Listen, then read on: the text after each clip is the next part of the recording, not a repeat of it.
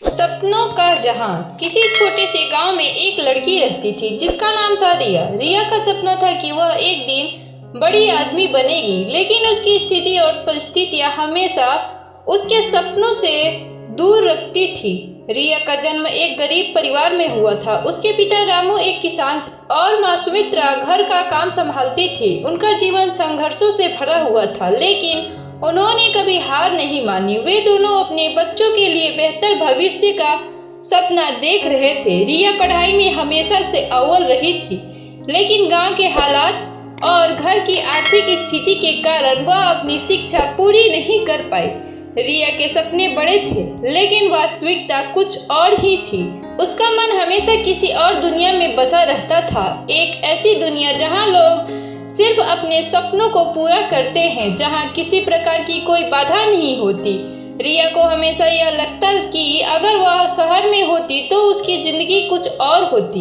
वह सोचती, अगर मुझे कुछ मदद मिलती तो मैं अपनी पढ़ाई जारी रख सकती और बड़ा बन सकती। रिया का सपना था कि वह एक दिन एक मशहूर कलाकार बने, लेकिन उसके पास कला की कोई शिक्षा नहीं थी।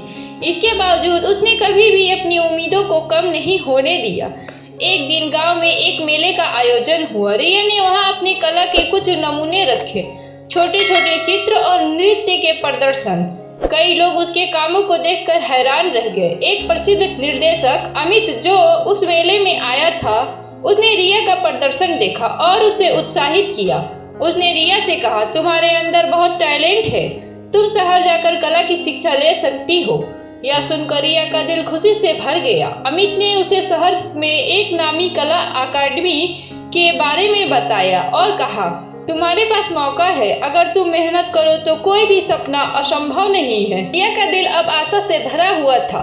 उसने घर वालों से बात की और कहा कि वह कला की पढ़ाई के लिए शहर जाना चाहती है। उसके माता पिता ने शुरुआत में विरोध किया, क्योंकि उनका मानना था कि यह बहुत कठिन होगा और गांव के हालात के हिसाब से यह खर्च उठाना संभव नहीं था। लेकिन रिया ने अपने माता पिता को विश्वास दिलाया और कहा, अगर मैं कुछ कर पाई तो हम सभी का जीवन बदल जाएगा। रिया शहर जाने के लिए तैयार हो गई। उस दिन उसे पहली बार महसूस हुआ कि वह अपने सपनों को पाने के लिए पहली बड़ी छलांग ले रही है। शहर में उसे बहुत ही चुनौतियों का सामना करना पड़ा, क्योंकि वह वहां नई थी और उसे अपने सपने को साबित करना था। शहर में रिया ने कला अकेडमी में दाखिला लिया। यहाँ का माहौल बिल्कुल अलग था। वहाँ के छात्रों के पास बड़ी बड़ी सुविधाएं थी और वे पहले से ही प्रशिक्षित थे।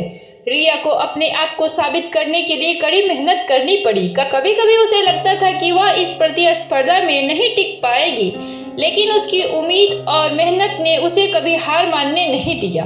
एकेडमी में उसका सामना कई ऐसे छात्रों से हुआ जो उसे देखकर हंसते थे, क्योंकि उसकी शुरुआत बहुत साधारण थी। लेकिन रिया ने कभी हार नहीं मानी। उसने अपने हुनर को और निखारा। वह दिन रात काम करती रही और धीरे धीरे एकेडमी में अपनी जगह बनाने लगी। कुछ महीने बाद रिया ने अपनी कला के प्रदर्शनी में हिस्सा लिया। उसकी कला को देखकर सब हैरान रह गए। उसकी तस्वीरों में उस गांव की सादगी और उसके संघर्षों का चित्रण था, लेकिन वह इतनी खूबसूरत थी कि लोग उसकी कला से जुड़ गए थे। एक प्रसिद्ध गैलरी ने रिया की कला को प्रदर्शित करने का प्रस्ताव दिया। अब रिया का सपना धीरे धीरे सच होने लगा था। उसकी कला का प्रमोशन होने लगा और उसे कई जगह से बड़े अवसर मिलने लगे। रिया ने कला की दुनिया में अपनी पहचान बनाई, लेकिन एक दिन रिया को यह एहसास हुआ कि उसने अपने सपनों के पीछे दौड़ते हुए अपने असली उद्देश्य को थोड़ा भुला दिया था। उसे याद आया कि उसकी प्रेरणा हमेशा अपने परिवार और गांव की स्थिति को बदलने के लिए थी। उसने यह तय किया कि वह अपनी सफलता का हिस्सा अपने गांव के बच्चों को शिक्षा देने में लगाएगी, ताकि वे भी अपने सपनों को सच कर सके। रिया ने एक बड़ा कदम उठाया। उसने गांव में एक कला स्कूल खोला, जहां गरीब बच्चों को कला की शिक्षा दी जाती थी।